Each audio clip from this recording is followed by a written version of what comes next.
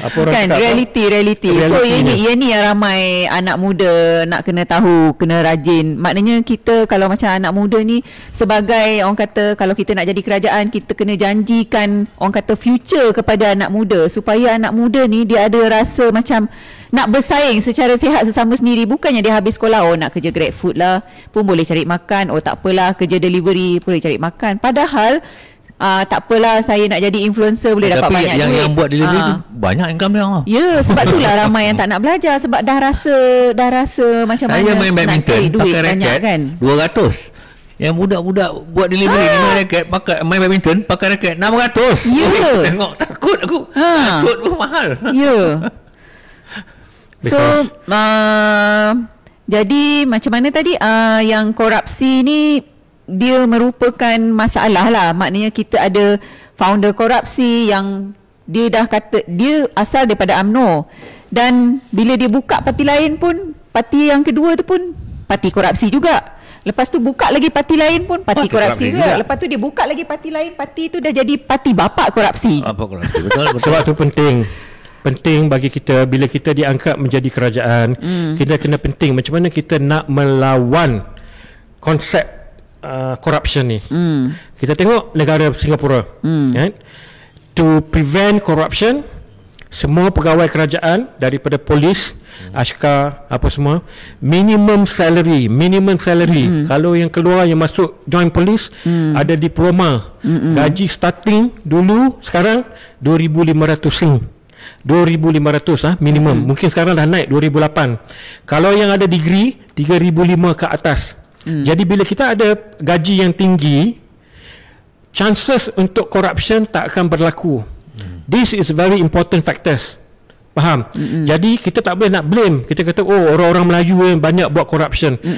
Bukan saja orang Melayu yang mempraktiskan benda-benda ni, yang memberi rasuah, yang menyuapkan rasuah tu siapa? Mesti ada orang yang mempunyai duit kewangan yang yang comfortable, kan? Nak tangkap kena tangkap dua-dua. Nak tangkap dua-dua. Jadi macam mana kita nak membenteras corruption ni ialah dengan memulakan gaji minima yang affordable during that period of economy. Macam kita nak kata gaji starting 1,200 dah memang tak boleh sekarang. At least ini kita pegawai kerajaan lah.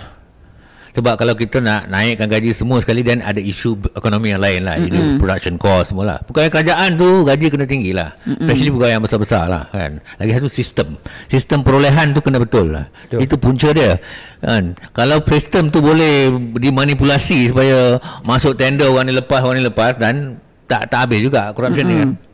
Sistem tender tu berbalik pada corruption lah.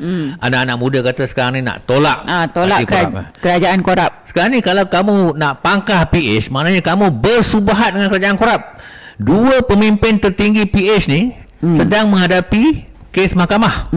Kamu tak rasa ke kalau PH berkuasa, dua-dua ni akan lepas, Lim Guan Eng dengan Syed Saddiq? Yalah. Sebab track record dah ada. Betul. Okey, sekarang ni kita tengok Barisan Nasional. Barisan Datuk Seri Ismail Sabri jadi Perdana Menteri setahun lebih, kan? Setahun lebih. Ada dia lepaskan Datuk Seri Najib? Tak ada. Ada dia lepaskan Datuk Seri Zahid? Tak ada. Berpuluh-puluh kes, kan? Dan kalaupun Barisan Nasional berjaya jadi kerajaan, ingat senang kena lepas 40 kes, kan? Satu kes pun susah. Tapi kalau PH jadi kerajaan, dia nak lepaskan satu kes Lim Guan Eng dengan satu kes pecah amanah Syed Saddiq tu senang. Tu ini berpuluh-puluh kes, jadi susah. Dan kalau PN pula jadi kerajaan, itu lagi teruk. Sekurang-kurangnya Lim Guan Eng dengan Syed Saddiq ni dah kena charge. Betul. Kurang-kurangnya Zahid Hamidi dah kena charge. Pokoknya Datuk Seri Najib yang dikatakan tu tak kira lah kita setuju tak setuju, masuk dalam saja. Yang dekat PN tu disiasat pun belum, itu lagi celaka. Itu yang kita nak tengok, kan? Kalau PN jadi lepas macam tu tak boleh. Yelah. So maknanya korupsi ni adalah sesuatu orang kata virus lah. Virus tu mula-mula dia jadi kecil dan kemudian dia akan jadi membesar, dan ia boleh merosakkan sebuah organisasi dan kerajaan. Kalau sesuatu parti tu mengamalkan korupsi, maknanya dia memang susah lah nak cakap, orang kata, kan. Jadi kalau kata nak kata korupsi ni daripada kita kena kaji perkara yang lepas. So Abang Sean, ada apa-apa lagi nak bagi pesanan tentang korupsi ni kepada, especially kepada anak-anak muda yang menolak kerajaan rasuah ni, yang menolak kerajaan korupsi, kerajaan korup ni? Ada apa pesanan tak? Macam you cakap tadi, sistem tu apa ni, the lobby yang kat Amerika tu, kita legalize political fund, baru kita kurangkan. Sebab yang you kata apa tadi, PN dengan GTA ni masuk pilihan raya ni pakai hilio je. Yes. Kalau kita kaji kan, tiga-tiga parti yang PH, PN dengan GTA ni, mana ada orang dapat duit-duit mana dapat duit untuk, kalau kita tengok flags, banners, bunting during pilihan raya ni banyak sangat-sangat. Jadi kita tengok juga apa ni, income asset yang declare oleh LPG kan, tiba-tiba walaupun invoke declare tak ada profit langsung, tiba-tiba asset naik 16 juta, share lah tiba-tiba. Kabarnya dia orang beli influencer YouTube ni, satu influencer 200,000 dia orang bayar. No, dia orang ni pandai, dia orang nak mengabui mata rakyat. Dia orang pandai, dia orang cakap kata ada investor beli dia punya share. Actually it's not investor. These are all funders who pump money into the political group indirectly. Benda tu orang buat dua, sama ada funders ataupun nak cuci duit. Jadi rakyat, especially anak-anak muda sekarang, kita kena baca, bergaul dengan orang-orang yang lebih tua, tanya pendapat.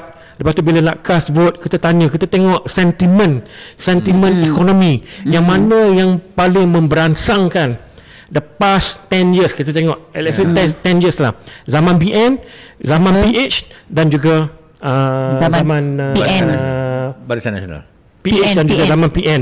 Kita tengok, kita kaji, buka mata, buka hati, tengok mana satu yang paling cantik, mana satu yang paling baik, mana satu yang mak bapak you rasa sedap hati, tak membebel dekat anak-anak, tak membebel dekat you semua, bangun pagi lambat, lepas tu nak pergi kerja, nak bawa Grab ni, lepas tu balik malam lepak dekat Starbucks lah, benda-benda macam ni kan. Kita nak tengok macam mana negara kita maju ke depan, bersaing dengan negara-negara seperti Indonesia, Vietnam, Philippines. Betul. Right? Singapura jangan cerita lah, memang dah maju lebih kan. Jadi itu kita nak membangun, kita cast vote, make sure that you cast into Barisan Nasional.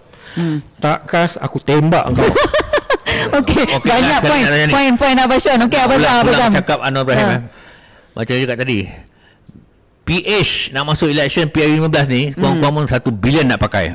PN pun 1 bilion. Yang sekarang ni kalau kita tengok spanduk ni, seolah-olah PN ni paling kaya duit. Yang paling tak ada duit ni GTA ni Barisan Nasional, lambat kan, tak ada bajet. Sekarang ni saya nak ulang cakap Anwar Ibrahim. Wang dari mana? Wang dari pejuang. Okey, hangat sangat topik hari ni. Okey, mungkin kita akan ada part 2 pula untuk tolak kerajaan korup ni. So okeylah Abang Sean, thank you. Abang Azam Yahya, terima kasih kerana sudi live untuk hari ni. Kita jumpa lagi esok. Okey, bye.